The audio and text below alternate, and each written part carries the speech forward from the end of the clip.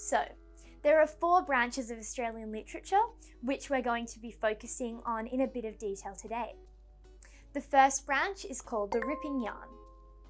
The second, bush poetry.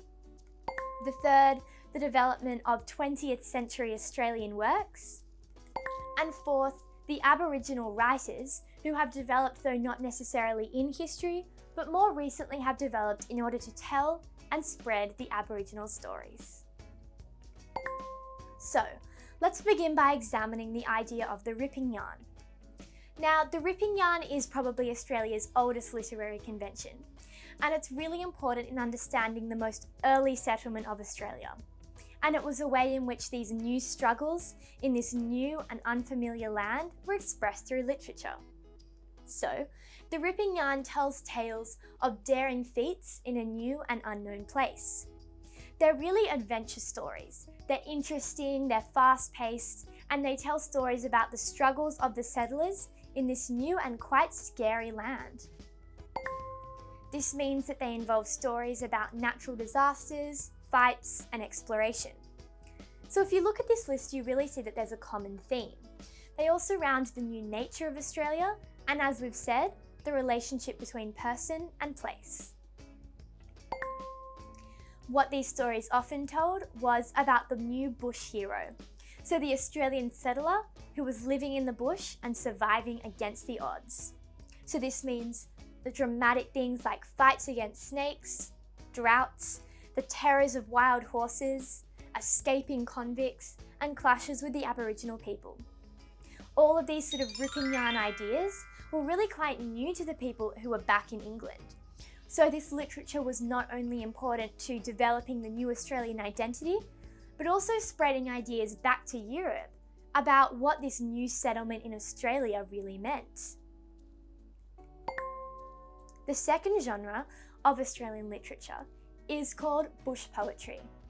Now, bush poetry is perhaps the most famous of all of Australia's genres, and definitely considered to be the thing which most defines the Australian identity.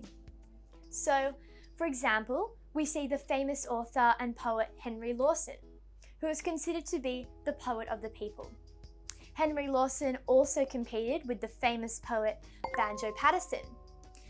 They were quite jovial, quite funny authors and poets who not only wrote folk songs and poems and ballads, but also wrote little competitions between each other. For example, comparing whether it's better to live in the city or the country. All their poems were quite funny, and they all had stories to tell.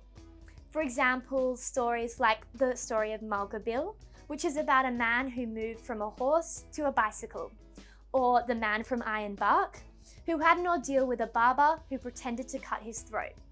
All things like that, funny stories which were light-hearted and which the main people of Australia just absolutely loved to read. These also focused on, continuing from the ripping yarn, the idea of bush culture.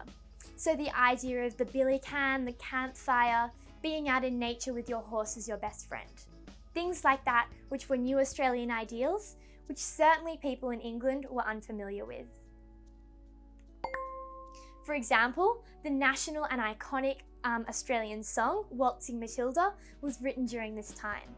So the idea of living in the bush, the man on his own camping out in the bush and waltzing his Matilda, is a really good example of the way in which Australian identity was captured through ballad and song during this bush era. Adam Lindsay Gordon was another poet who existed during this time. He's considered to be the national poet of Australia. Unlike Paterson and Lawson, who wrote quite funny works which are in ballad form, so easy to understand, his works are a bit more difficult and complicated. So we really have a range of difficulty in this era.